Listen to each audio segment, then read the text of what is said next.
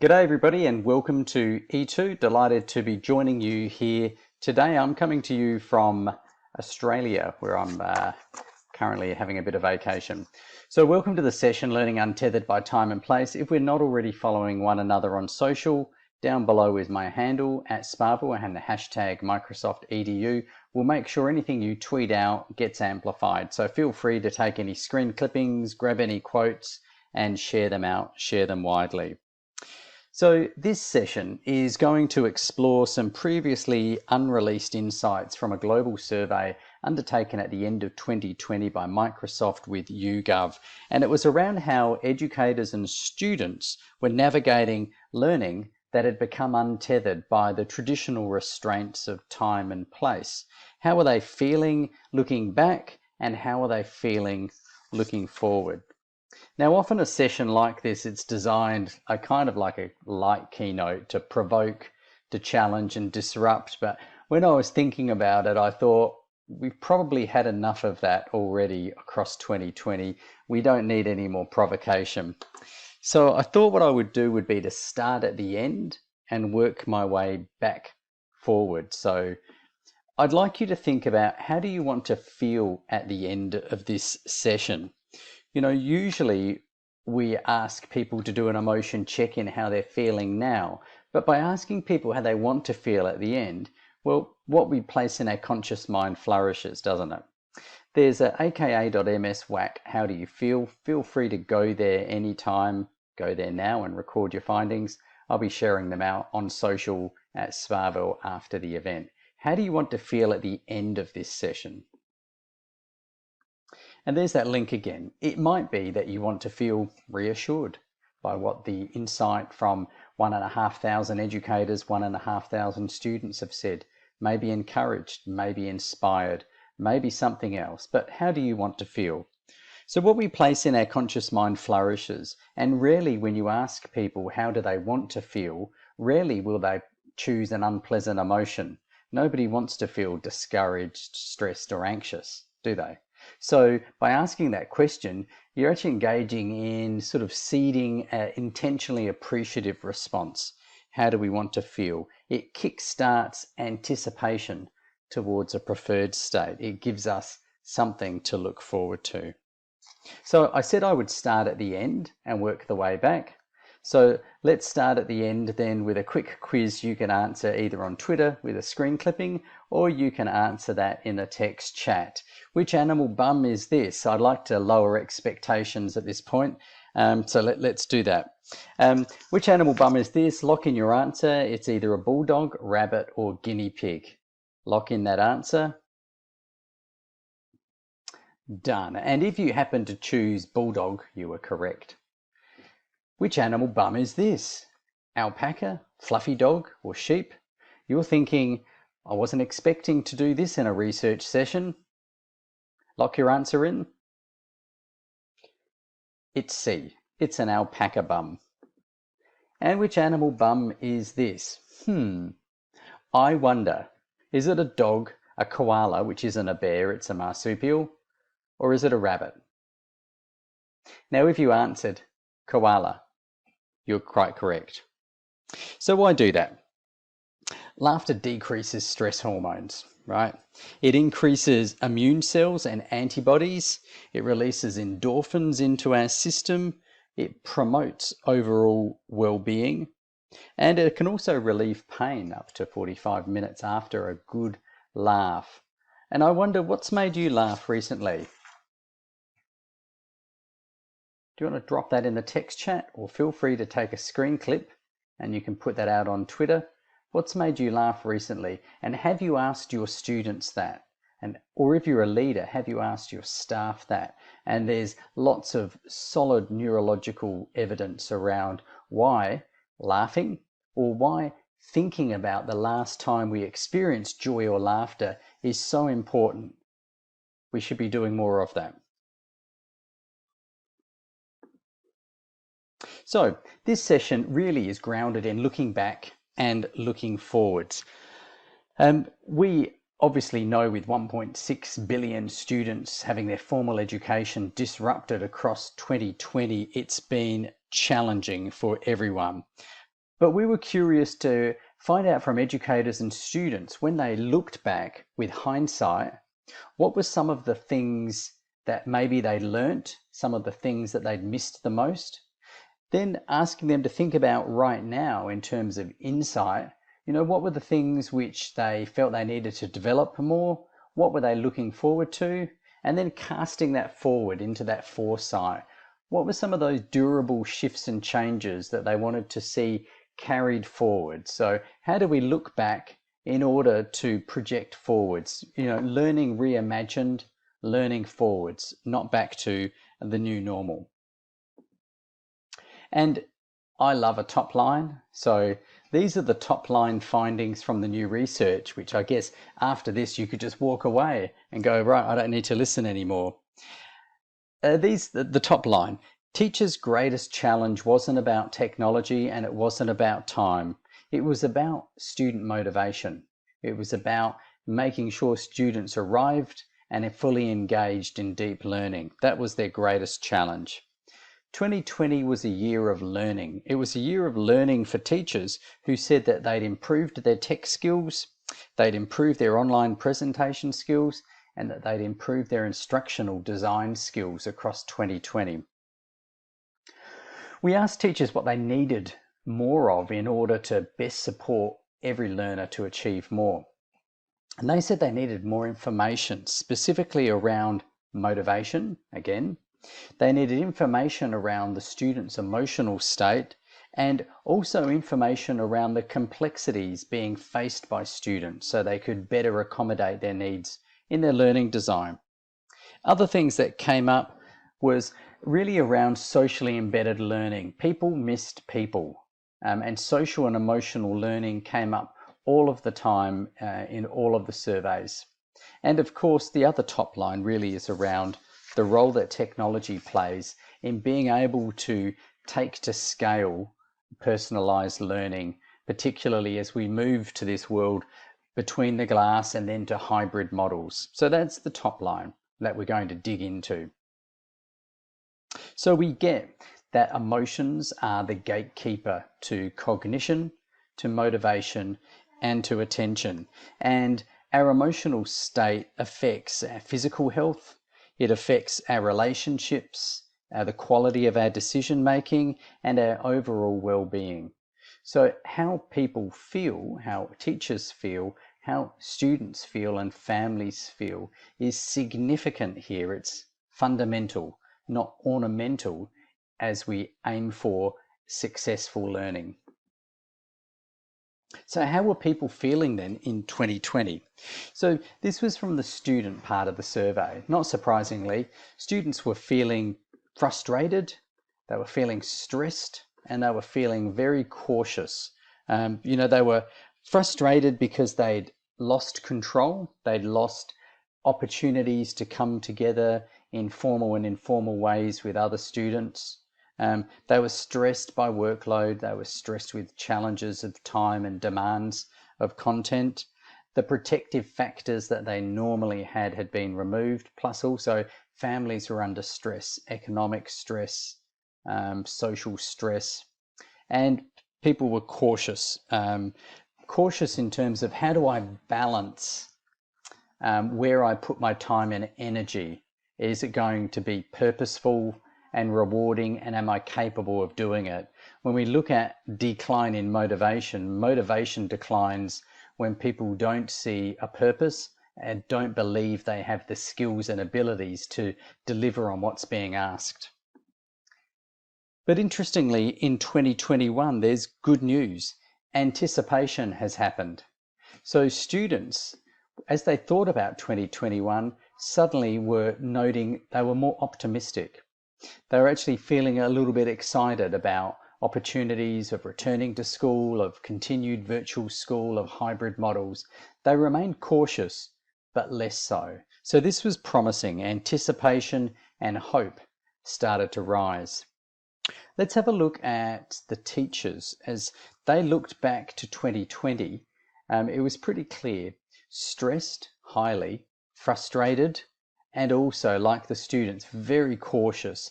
Not a lot of, I guess, if you like, trust in what was happening in terms of platforms and at times how their systems were responding or their schools were responding. So approaching things very cautiously and understandably so.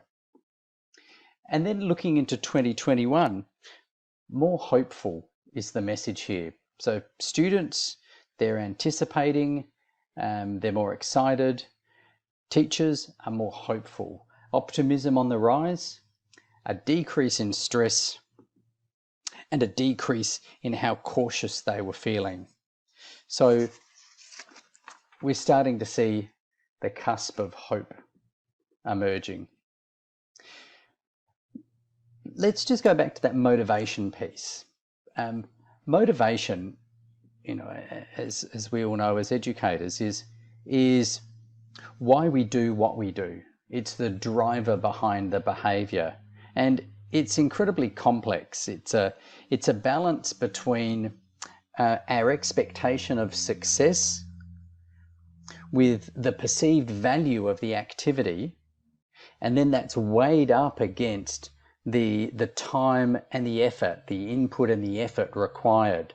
So when students say, we're struggling to remain focused, to do our work, to come to class, to do deep learning, when teachers say they're struggling to motivate their students, it's kind of important to understand how motivation works. And it is complicated, but there is this balance between when we ask ourselves, can I expect success?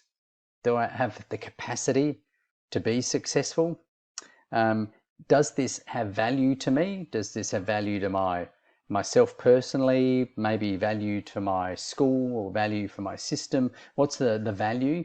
And then I weigh that up against the time and effort, sometimes the cost of undertaking that. That's motivation sits within there, and emotion is the gatekeeper there of motivation, because it's how we perceive value and how we reorient activities in our head to find value and purpose and passion within those.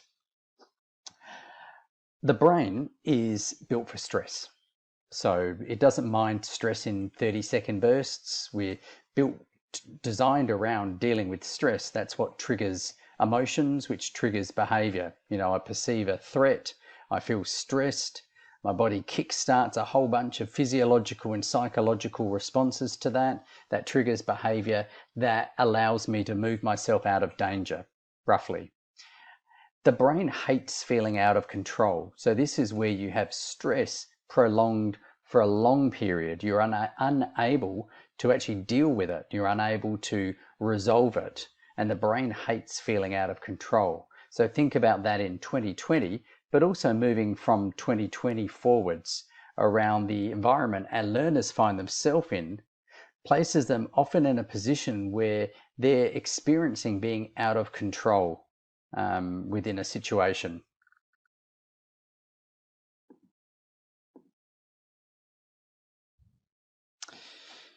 So understanding motivation is critical, because you can get kids to do things, and you can get, as a leader, staff to do things by using carrot or stick, by using punishment or reward. But the end net sum from that is compliance. And it's a poor substitute for motivation. Here's another bit which I think is super interesting, is around what John Hattie's meta-analysis explored, and you'd be very familiar with this. Over 300 million students are represented in his meta-analysis, over 80,000 studies. Lots of things improve learning, but some things improve learning a lot more than others. So thinking about stress, motivation, and emotion. Number one, that makes the biggest difference to student learning based on John Hattie's meta-analysis is the belief that a group of teachers have that they can make a difference, collective efficacy. So that confidence, that motivation, which motivation, as I said, is driven from an expectation of success. So where you have a highly motivated group of educators, a group of them, therefore it's a social connectedness. who believe they can make a difference. They make the greatest difference out of all of the other interventions, and I think there's 180 or more of them. Somebody will correct me, I'm sure. And then if we look down to number 4, what makes the fourth biggest difference to student learning is student efficacy, the student's belief that they have the knowledge and the skills and the support and the tools to do well. And this also involves the ability that the students have to accurately identify their own successes and the areas to work upon.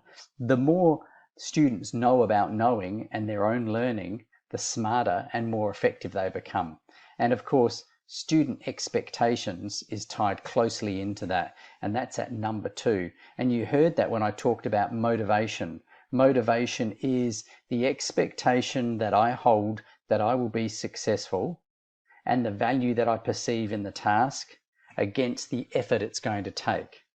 That drives motivated learners, which I'm sure you'd agree with me, we all want more of those.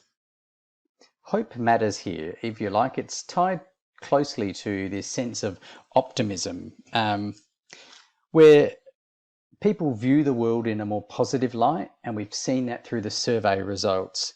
They're confident that they're going to prosper and do well, and they assume that a situation that they're faced in can be resolved. And I think that's what we're seeing in these survey results, is that people, students and teachers, are feeling hopeful. And when we feel hopeful, we feel more confident, we feel more supported, we expect a positive outcome, and we've seen that in the data results. And this is all very promising because it does tie really closely to John Hattie's meta-analysis around how do we build efficacy in ourselves and our students. So social and emotional skills, have been in the spotlight for a number of years, and we know from groups like the World Health Organization identifying depression as the #1 disability globally, that it's been a hot topic for a number of years before COVID, and certainly COVID has placed that, I guess, like everything, in the accelerator. Social and emotional skills could be tied with to show twice as predictive of academic achievement compared to other measures. 50% of students in the class of 2030 survey that we conducted with McKinsey and Company place social and emotional skills in their top 5 skills for learning. And around 30 to 40% of future growth jobs are predicted to place social and emotional skills as a premium. So they're certainly in that spotlight. And we know that educators have always perceived well-being with a focus on emotional well-being as important. 80% in the study Emotion Cognition in the Age of AI, noting this as critical. But in the new survey data, you can see over to the right, there was also a shift. So a shift in the prioritization of social and emotional skills from 2020 to 2021, with educators seeing that this shift is important and will continue to accelerate. Educators noting previously in research they've seen an increasing focus on social and emotional skills across the duration of their career. We asked teachers, what's going to help you to better navigate learning reimagined with your students? And teachers said that they needed to know more about the complexities that students were facing. They needed to understand more about the world outside of school and how it was impacting students, both around their time and also around their attention. Teachers were very clear that they wanted more information about the self-reported emotional state of the students, so they could better understand and personalize learning. And interestingly, again, that word motivation popped up. Not surprisingly, emotional state and motivation and complexities all together. But yeah, up to a half of the 50% said that this was very important to understand what motivates students, what students see as being the drivers for them to engage. We asked students about the things that they liked about their experience in 2020, and they called out flexibility with their learning, So where they were learning and how fast they were learning and when they were learning. They enjoyed the asynchronous as well as the synchronous learning, and also the learning that happened away from the screen that was still being set and organized by the teacher. Less travel and working at their own pace. In terms of what did they want more of, the students were really clear. They wanted more time with their teachers, one-to-one, whether it was in real life or in breakout rooms. They wanted their learning to be much more active. They wanted the autonomy, but they wanted to be guided towards that. And they wanted more small group tasks. So essentially, this was very much they wanted socially embedded learning. So in terms of the things that the students missed, they missed break times, about 52%. They really missed their face-to-face time with their teachers. And they missed the energy of physical spaces. So these were the things that students missed that were difficult to replicate in a digital environment. And essentially what they're missing is the social collision that happens in schools, the 1,000 small encounters with other people. People simply missed people.